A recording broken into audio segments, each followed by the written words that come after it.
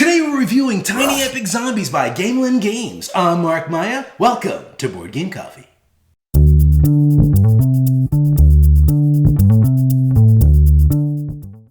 Alright, now today on this episode of Board Game Coffee, we're doing something a little special. We are doing our very first giveaway. Now, today what we're giving away is a digital copy of Colt Express. So, if you want to know how to win your digital copy, stay tuned to the end of this episode and we'll tell you everything you need to know. Tiny Epic Zombies is a 1 to 5 player zombie-packed action game that has players running through your typical corpse-infested zombie apocalypse mall, scrambling for supplies to fend off the oncoming horde of Walking Dead. Now, there's something you should know before we get started. I am a huge zombie fan. Movies, video games, board games, Halloween costumes. I even met George Romero once, the daddy of all zombies. That was pretty cool. I got him to sign a poster and everything. He didn't like me very much though. I'm not exactly sure why. I'm a likable guy, right?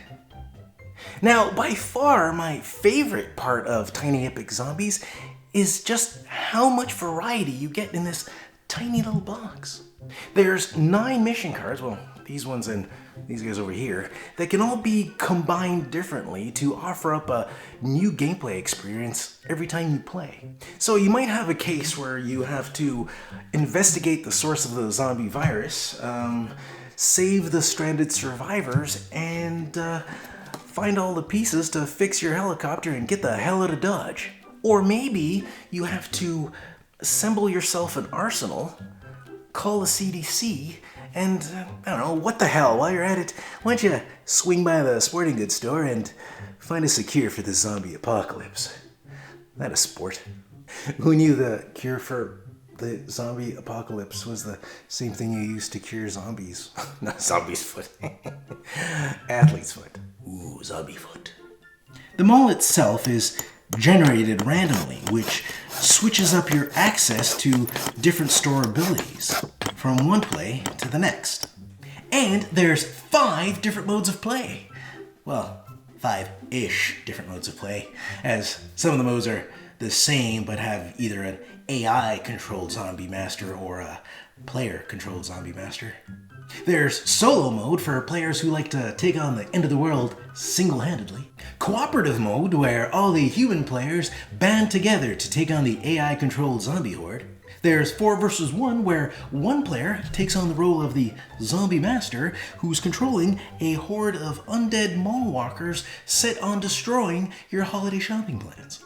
And if your party's not getting along, there's also a competitive human versus zombie mode where all humans are out for themselves against the zombie master in order to prove that they have what it takes to be the leader of your band of walking zombie snacks.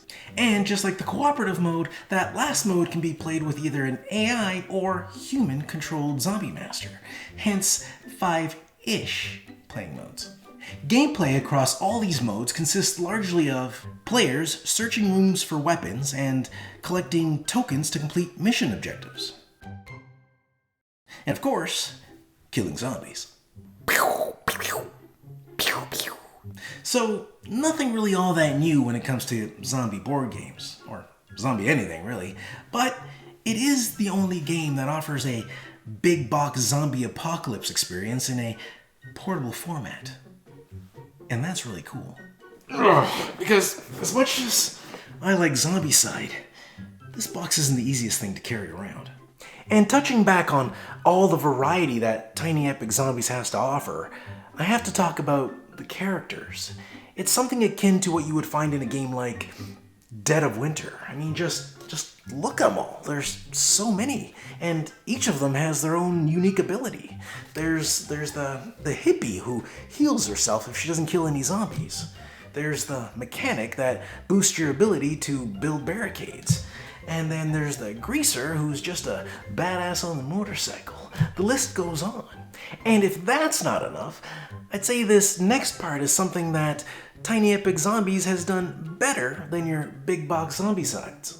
You see, when a zombie player kills a human player, they gain that character as a zombie.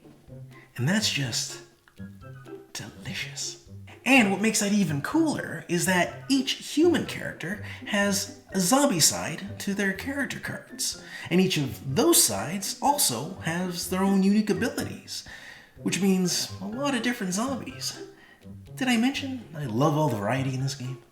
And it doesn't stop there. There's also a collection of missions, and each of those has a cooperative and a competitive side.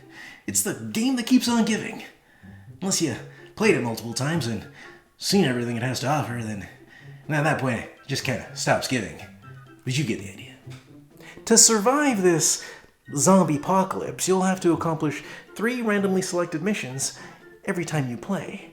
But with zombies popping up around every corner, that's not going to be easy. Now, this isn't an overly thinky type of game. It's more of a hacky, slashy, make things go boomy type of game. Which is a good thing if that's the kind of thing you like doing. Which I do. And I like the fact that you have to work together with other players around the table, even if you're playing competitively.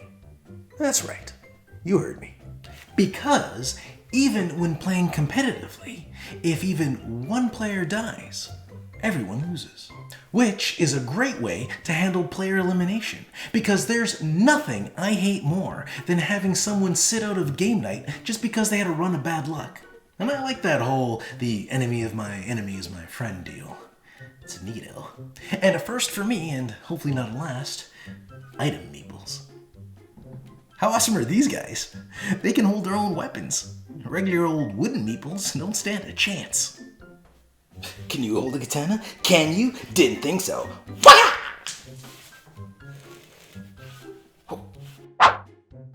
Not only do you get a weapon card, but you also get a tiny version of the weapon for your little item meeple to hold. It's like playing with dolls, but for adults. Action figures, I mean. It's like playing with action figures. Grr. As far as the game's difficulty level goes, I don't know. I thought I did, then I didn't. I've played games against AI-controlled zombies that totally crushed us, followed by games where I've sailed through every mission with hardly any trouble at all. And I'm pretty sure it's because of the random factor when searching. You see, when playing against the AI, search cards are just pulled off the stack. So when they're triggered, it's just random chance if they match the room you're in. And if the search card does match, twice as many zombies show up than normal. So if the revealed search card and the room never match up, the zombie threat is minimal. But when you're playing against a human-controlled zombie master, that's a different story entirely. You see, with a human player, search cards are not handed out randomly. The zombie player gets to choose which search cards that they hand out to the human players. And these search cards are handed out face down. Although, since search cards only take effect at the end of a player's turn, the zombie master will need to try and predict where they think the player will be going. And hopefully, being a little more subtle about it than this. If the zombie player gets the player's destination wrong and the symbols don't match, we get a minimal zombie situation. But if they do match, well, that's when things start to go bad for the human players. You see, if the search card symbol matches the room you're in, and you're playing against a human-controlled zombie, not only do extra zombies get added, but this will also trigger the zombie's special ability. And none of them are good. For you, I mean. None of them are good for you. You might die. Because of their ability to choose where zombies are placed, and their triggered special abilities, I'd have to say that gameplay in Tiny Epic Zombies heavily favors the zombie player. And I'm not really convinced one way or another if that's a good thing or a bad thing. It's just a thing. It's a zombie apocalypse. Deal with it. But what is a bad thing, and probably the worst of the things, is this thing, the rulebook. Someone please, rewrite this. Reading through it once, I kinda got it. Kinda. I wasn't 100%. So I watched a how to play video and walked away feeling pretty confident. But you know, for good measure, I thought, what the hell, let's read that rulebook just one more time. And I did. and now I'm a rule master. I absolutely got this. Until I didn't. I was sitting down with the game for like 5 minutes and the questions just started piling up. So I did what anyone else would do. Went to Board Game Geek looking for answers. And I was amazed by how many questions there were. There were things I didn't even know I didn't know yet. And if I did, I'd be wrong. So it probably goes without saying that I played the first few games less than proper. Now, I know there's a lot of games that require rule clarifications, but there's just so much vague information that could have easily been fixed with a little tweak of the rule text. And that plays a big part in determining my final score for Tiny Epic Zombies. Because I really don't enjoy having my guests wait every 10 minutes while I scour the internet for answers that could have easily been clarified in the rulebook in the first place. So, although I have had enjoyable play sessions, I feel like the majority of my gameplay experience has been soured by that situation. But when all is said and done, I do like playing Tiny Epic Zombies. Although, truth be told, I'd rather be playing Zombicide. But, as noted earlier in this video, Zombicide isn't all that portable, and Tiny Epic Zombies is. So, for that fact alone, I'll probably end up playing this one more. Because when it comes to portable zombie my choices are limited.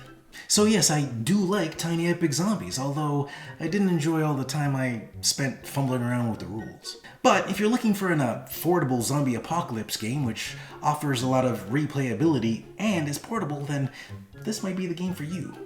But as far as the library of Tiny Epic games go, I'd rather be playing Tiny Epic Galaxies. But let it be known, if you don't know already, those are two very different games.